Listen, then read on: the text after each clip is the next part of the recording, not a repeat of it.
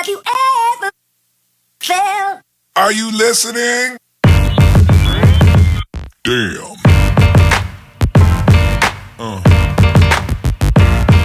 Yeah.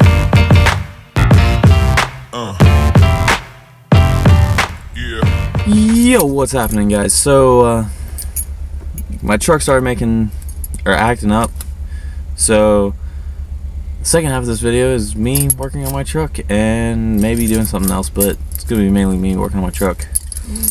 So, I'm gonna go ahead and start it so you can hear what it's doing.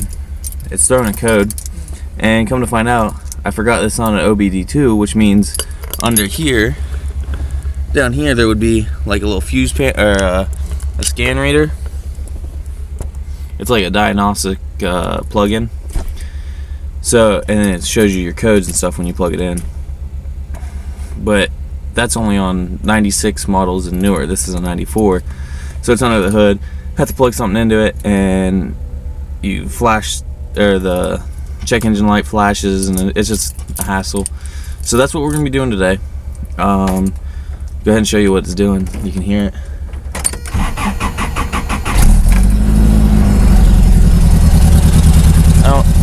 Alright, so I don't know if you can hear that. I'm sure you can, but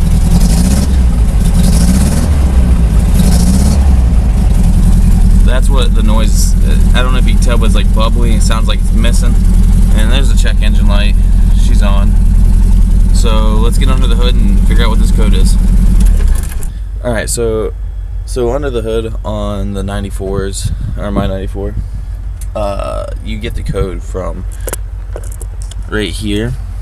It's this little thing. Pop that open. Mine's very corroded, so I'm going to have to dig that out. And that will make the check engine light flash. And that was giving me my code. So a lot of people will use like a wire, like a just regular piece of copper wire, to connect the two.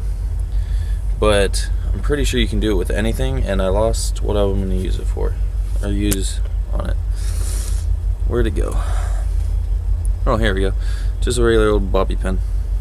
So I'm gonna see if this will work. All right. So the way you put it in here is you're gonna have to look it up, but on whatever car you're working on. But mine is gonna be, I don't know if you can see, but there's an E1 and a TE1.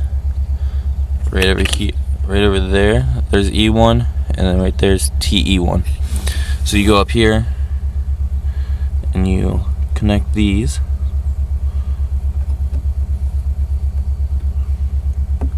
So I'm finding out that bobby pin is not the best thing to do it with, but right there you connect, or look, and then connect in the corresponding area. Oh man. Yeah, see, like I said, the bobby pin's not the best idea. I suggest using copper wire. Just regular, any old copper wire should work, from what I'm gathering. Bobby pin likes to bounce out a lot, so there, that's in there. So let's go see what the code shows.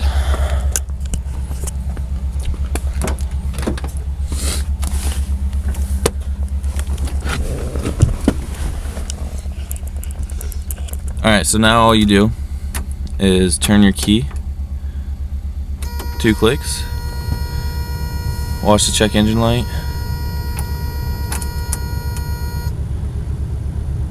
and it's not doing anything. So I messed up.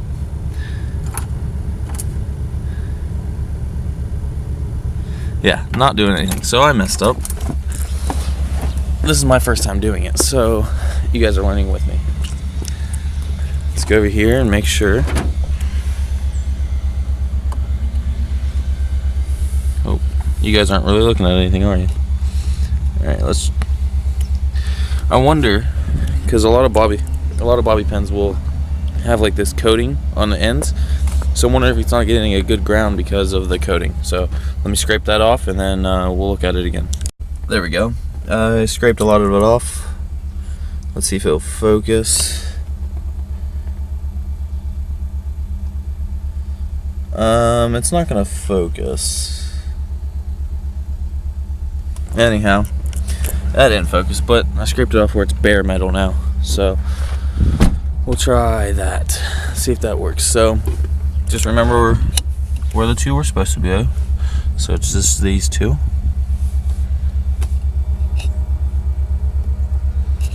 And it fits in there a lot more snug now. Right there in those two. And let's try this again. Maybe it should work this time.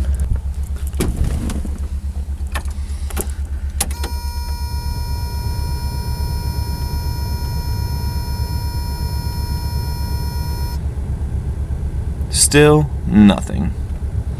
So since that didn't work, one of two options. I'm gonna try both options. So I have a paper clip in there. I'm gonna try the paper clip because that doesn't have anything on it. It's just bare metal, so that should work a little bit better.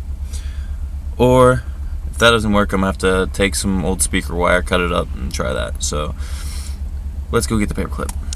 Alright, so I went in the house, got a safety pin. Nice and small. It should work a little bit better. So let's go put that in, take the bobby pin out. Alright, take this bobby pin out. And let's try this.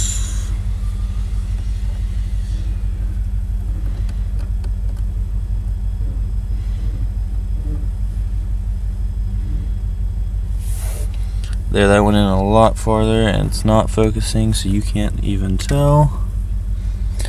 Anyhow, you can't tell, but it went in a lot farther. It should work a little bit better. So let's go in here, turn on the key.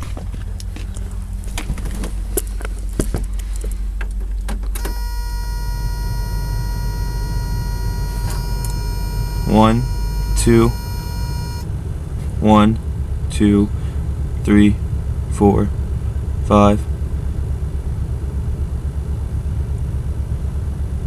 1, 2, 1, 2, 3, 4, 5. Alright, so what that did is you've seen it blink, and that is showing what code it's throwing. So what you do at that point is you type in the type of motor you have, the type of car you have on Google, and then type in the code. So the first part was the 2, and the second part was a 5.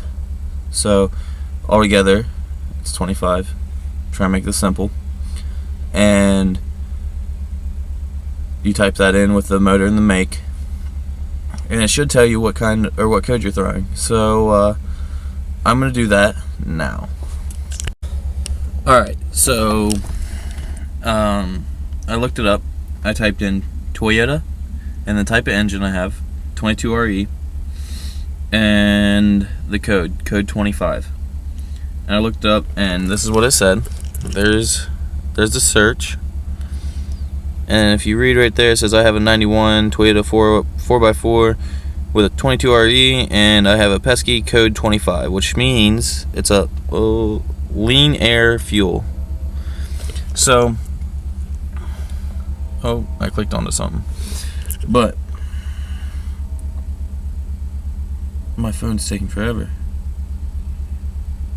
Alright, so what I'm going to do is I'm going to go through here and start reading up on it, and then I'll come back to you guys and tell you what it is. So, see you in a second. It tells you, your O2 sensor tells you, is in your exhaust, and it tells you if your truck is running, if the air ratio is too lean, which means the air and fuel, it's not getting enough, or if it's too much, and basically if your air fuel ratio is too much.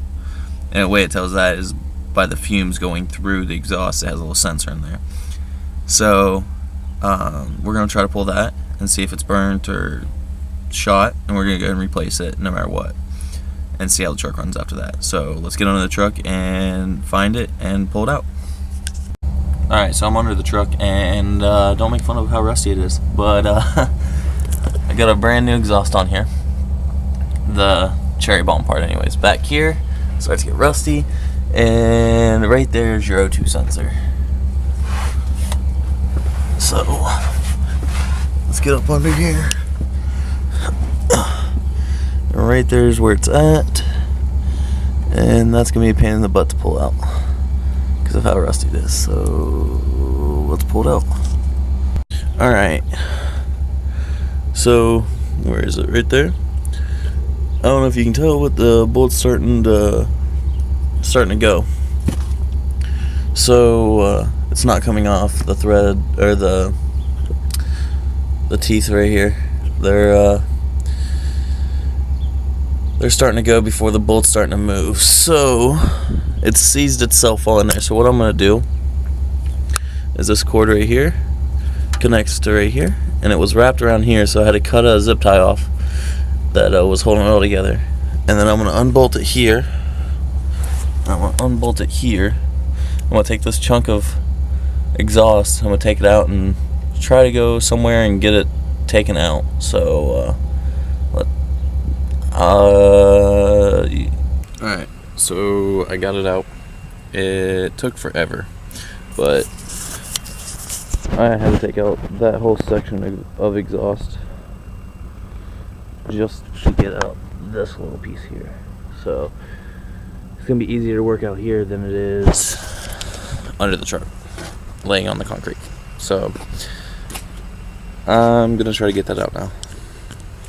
Hopefully it works. So I got it out. Here she be. I don't know if you can tell. It's getting the sunlight. It is burnt, toasted. So I got a new one of those. It'll be here later tonight. And then on this, I got one stud out, or one bolt off. The other one I snapped off. So for now, I'm gonna run it only on one stud, which is not a great idea.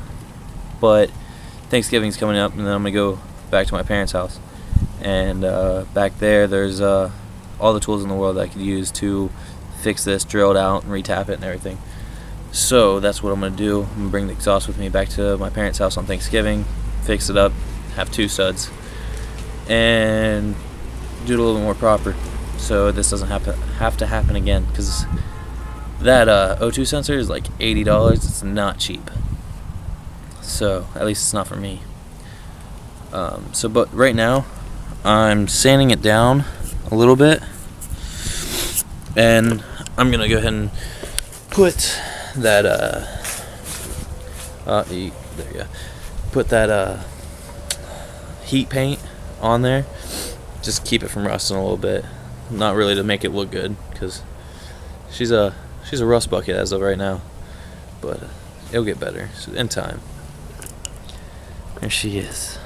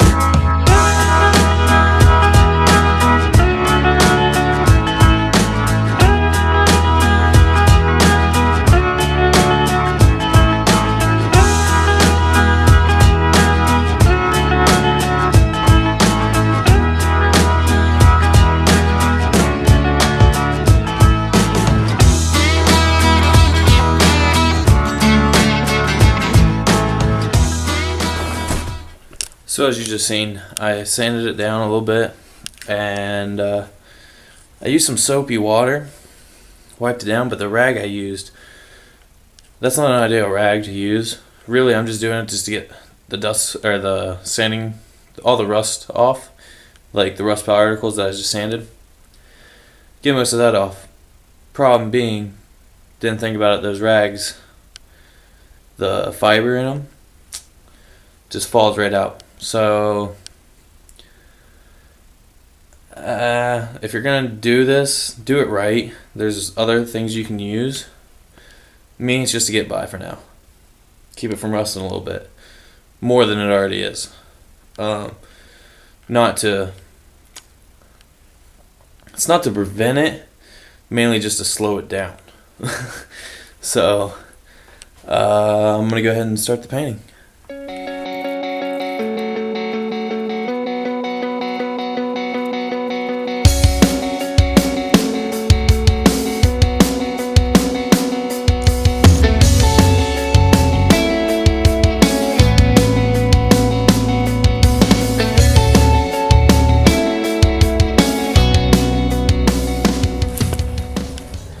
And as you can see, it's doesn't look the best, but it looks better than it did.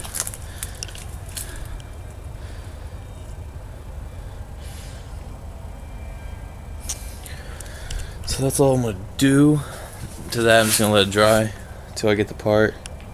Hopefully it's dry by then. But from here, I'm gonna go in and edit, and then get you the rest in a little bit. So deuces. So I never did an outro to this video, so I'm doing it now, a week later. Big things coming tomorrow. Hopefully I'll get that video up when I actually video it and not forget to do an outro. But update on the truck. I don't know what's going on with it. Put that O2 sensor in it like you guys seen, and then that didn't help it. So I figured mass airflow sensor. I broke the mass airflow sensor when I pulled it out, so I had to buy a new one. Put that in, still didn't help. So now I'm replacing vacuum lines. It's just thing after thing. So surprise tomorrow. See you guys then.